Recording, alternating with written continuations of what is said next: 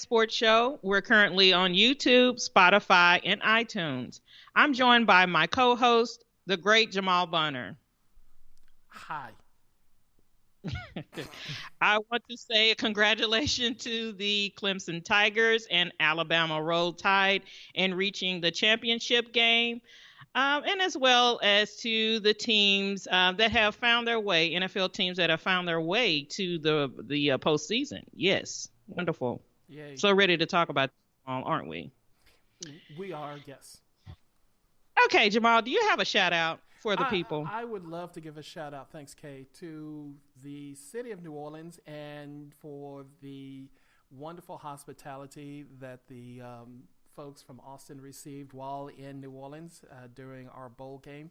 Thank you very much. All of our bowl games should be held in New Orleans. I'm very much in favor of this taking place. What about you, Kay? Well, as a person who loves New Orleans, go New Orleans. Great job. Also want to give a shout out to Houston, Texas wide receiver DeAndre Hopkins for donating his game check to the family of Jasmine Barnes, as well as Sean King and his organization and the mayor of Houston. That's a real stand-up thing to do. Many times these stories don't get posted or we don't even know about them. Either way, thank you so much for thinking about the family of this young lady. Agreed. And looking forward to justice being served in this particular instance. This was a very unfortunate situation and incident. Never needed to happen. So, agree with your shout out. So, all right. Go ahead. Well, according to this past weekend, we learned that OU still sucks. So, what do you think about this, Jamal? I'm sorry, what do you mean, what do I think about this? Kay, Brecklin Hager said it, and there was nothing wrong with what he said. I'm not sure why the Big 12 got mad about it, and all OU did was just go out on the field and just prove that as great as the Big 12 is, there's always one team that's going to mess it up. We could have gone 4-0 against the SEC in this bowl season, but no, somebody had to mess it up. So, yeah. Well, I'm a conference girl, and I was actually pulling for them to win. But, it kind of makes you wonder why were they even invited as well as Notre Dame. But that's another story for another day. Let's put a pin in that. I would like to come back and discuss that because I would really like to discuss that. So one of the teams that a lot of people felt should have been in instead of, well, I'm not sure which other team was it going to be in, but Georgia. And I will say it was a tough game for me because I am a Dogs fan, you as you know. And so at the same time, I bleed burnt orange. So well, Georgia was ranked number 5, so I'm thinking that Top they 10. may have been in, so they played a number 15 Texas the other day, and it just didn't go well for them. And Jamal, can you please give us a recap of the game for those who maybe fell asleep? Georgia came out, they fumbled, they knelt on the punt and turned the ball over. They threw an interception, they fumbled again, and for some reason, they just could not figure out how to get the ball down the field. The real big key to the game, honestly, though, was the ability of Texas front seven to keep constant pressure on the Georgia quarterback. He looked very much out of sorts. He's normally a pinpoint passer. We did see a couple of those passes early on, but otherwise, that front seven stayed on him, and even during the times where he didn't feel that much pressure, he still got rid of some of his passes early, and that subsequently the running game was fairly good, but not as great as was touted. So the defense of Texas really were the standouts of this game from where I sit that slowed down this Georgia offense and kept them from putting up the kind of points that they should. The game wasn't even that close. There was a late touchdown that was just kind of given to them, but otherwise this was Texas from start to finish. How did you see it? There was a certain type of energy I felt in the stadium. Not even being there, there were a lot of Texas fans. It kind of felt like a home game. Mm-hmm. Um, the first couple of plays, or series of the Texas half, I was like, okay, they've done this before. They've gotten out there sometimes and really scored. Sometimes they'll wait till the second half to score, Mm-hmm. but this Mm-hmm. particular game, they played their game, and that's the only way I felt that they will be able to win.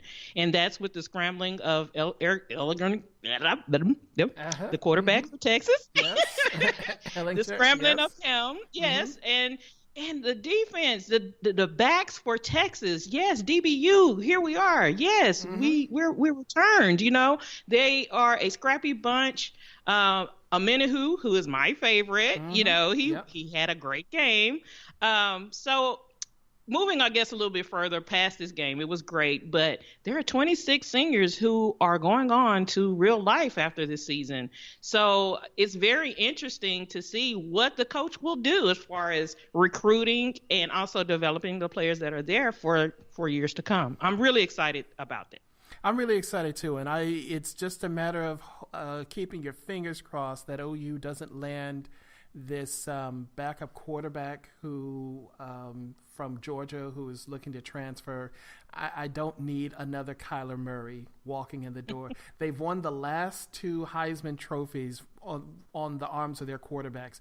So a third in a row, I think we're good. We're good for the time You're being. good. I'm good. Yes. Yes. Yes. So good on that. Yes. So very happy for the University of Texas football team. Very happy for Tom Herman. I am Hook 'em. Hook 'em. Hey, he told us after the Maryland game, don't worry about it. Everything's okay. And that, yeah, he was right all the way to the Sugar Bowl. So great for the Texas Longhorns. And we'll discuss it more a little next week. We have some other observations to go into. But I want to go ahead and jump into this upcoming weekend of the NFL wild card. And so we have matchups. So the first matchup I believe we have is the Indianapolis Colts traveling to the Houston Texans. Okay? I feel that if Indy continues playing the way that they have, then the Texans are going to have a problem. They're a very fast playing and very defensive team, Indy is. And sometimes the Texans, I feel, they kind of feel like they got to catch back on or they got to get back into the game sometimes. They kind of revert back to the things that they used to do years ago. But I think that Indy will win this game. I would like to agree with you, and I actually feel that the Texans are going to put kind of a hurting on this Colts team. I don't think that the running game is what it needs to be, and that this is a Texans squad that, unlike the Titans last week, who can really actually apply some pressure. And I feel that they are going to invite the Colts down, send them packing, and give them a short season and move on to the next round. So I'm looking forward to a Texans win. The next game on the slate will be the Seahawks coming to Arlington to play the Cowboys in a rematch of an earlier regular season game. Okay. As good as the Cowboys defense is, if the offense doesn't do the things that it needs to do to put up points, the Cowboys will not win this game. The defense must minimize the big plays of the Seahawks. If they do not, they will not win the game. I expect the Seahawks to come to where is this? Arlington, Mm-hmm. Texas, Mm-hmm. and play with as much enthusiasm as they always do. Mm-hmm. I just don't know if the Cowboys will be assertive and reactive to their offense as they need to be. I think that's the key point, and I believe that you said that the correct word is assertive, and that this is a team that when they played in Seattle just did not get it done, and that it was a game they should have and could have won. This is hopefully a different Dallas team that, like you said, is going to play assertive, and if so, they can beat Seattle. Seattle's not a good road team, but you can't just go out and dilly-dally around like you've done in the past. So this is going to be one of those very interesting games to see what happens. I'm taking Dallas, but I'm not really feeling all that great about this.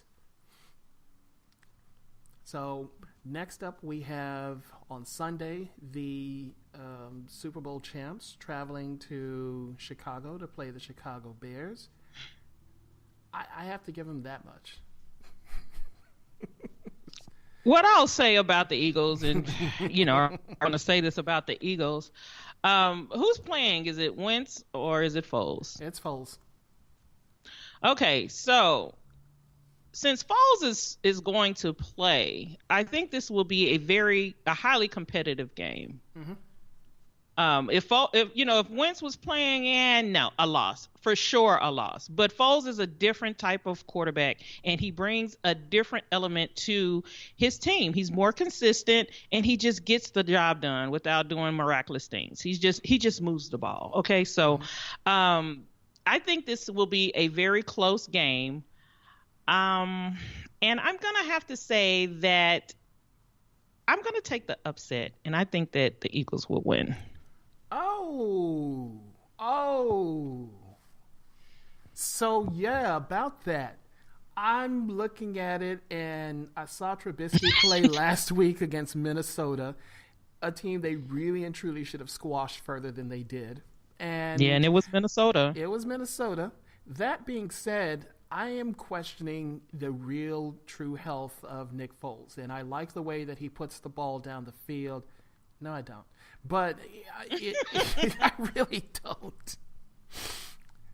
I think the Bears are a team that's stronger than anyone that the Eagles have faced thus far this year, and that it will be a trouncing in Soldier Field. I don't think that the Eagles are going to walk away with a win. Their Super Bowl reign will be over, and we will move on. So, bye-bye, Eaglets. Looking forward to it. And the final game of the weekend will be an interesting AFC matchup. The 12-4 San Diego Chargers find themselves in a wild card, traveling to, what are they, 9-7? 10-6? 9-7? The Baltimore Ravens. Either way, definitely a team, although they won their division, it really shouldn't be hosting this wild card game. But nevertheless, Kay, what's your take on this game? Well, what I'll say is if Baltimore continues to do what they have done and just really put some really good plays together on offense and defense, I think they can win against the Chargers.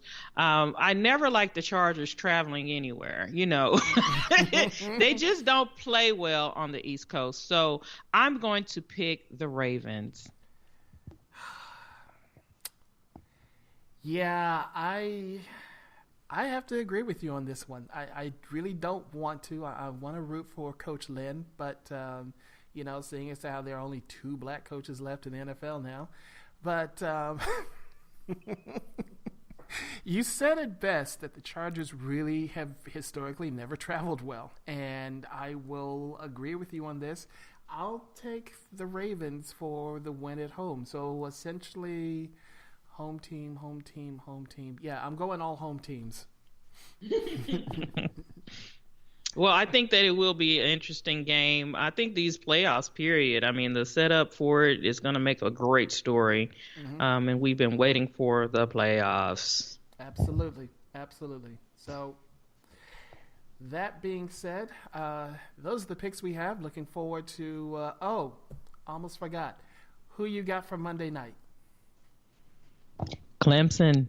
I really think that they're more physical. If they can defend the passing game of Alabama, I think that Clemson will come out a winner. I agree with you. I'm looking at the Clemson offense as opposed to their defense on this particular one and seeing that if they can slow down the pace and keep Bama off the field, give them fewer opportunities to make their big plays, and also to help their defense by giving them some time to get some rest, fewer plays to defend, I think Clemson can win this. So I'm in agreement with you. I'm looking forward to a Clemson win on Monday night. Touche. Cheers. So with that, everyone, have a happy new year. We're going to cut this a little bit short, but we will be back next week, and we will go through some coaching changes as the coaching carousel in both college and the NFL continues.